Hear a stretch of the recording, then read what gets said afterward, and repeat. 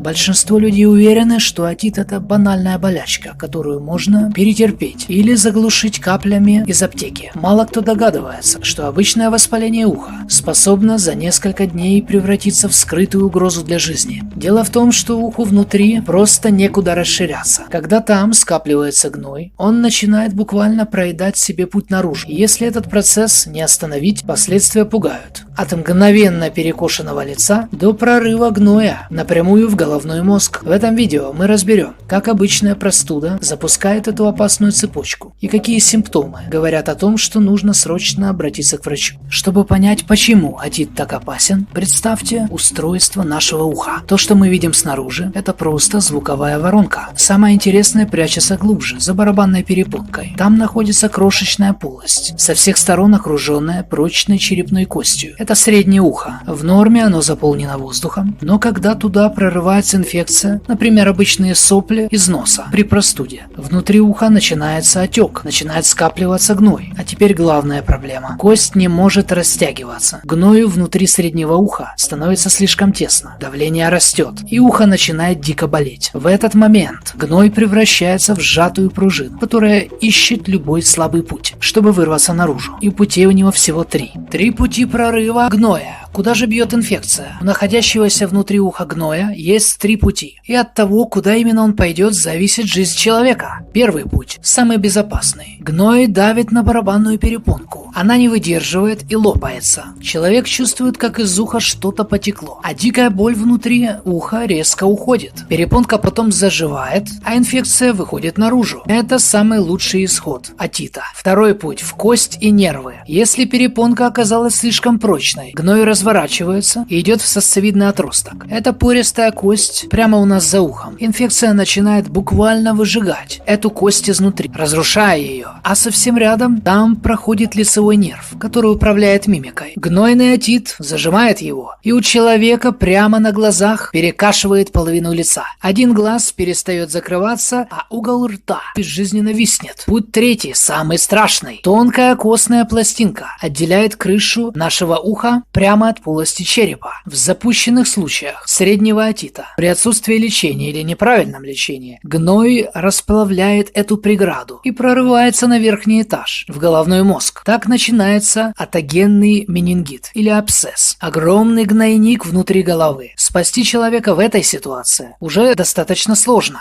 Красные флаги, когда обычные капли уже не помогут. Как не пропустить момент, когда отит превращается в смертельную угрозу? Есть 4 четких признака, при которых нужно немедленно обратиться к врачу. Первый признак. Боль ушла, но стала хуже. Если ухо дико заболело, а потом боль внезапно утихла, но при этом температура поднялась до 38-39 градусов, появилась сильная слабость или закружилась голова, это плохой знак. Возможно, гной прорвался не наружу, а пошел в глубокие ткани. Второй признак. Боль и припухлость за ухом. Нажмите пальцем на косточку прямо за ушной раковиной. Если там появилось покраснение, отек, а сама кость стала мягкой и невыносимо болезненной, это мастоидит. Возможно, инфекция уже разрушает кость. Третий признак. Асимметрия лица. Попробуйте зажмурить глаза, улыбнуться и надуть щеки. Если одна сторона лица слушается хуже, века не закрываются до конца, а улыбка стала кривой, лицевой нерв уже в ловушке, под давлением гноя. Четвертый признак. Мозговые симптомы. Невыносимая, раскалывающая. Головная боль, которую не берут обычные обезболивающие. Тошнота и рвота, которые не приносят облегчения. Или если человек не может прижать подбородок к груди из-за жесткости мышц шеи. Это прямые признаки того, что пострадали оболочки мозга. Главное, что нужно понять, все эти осложнения происходят только тогда, когда отит запускает и не лечит, или лечит неправильно.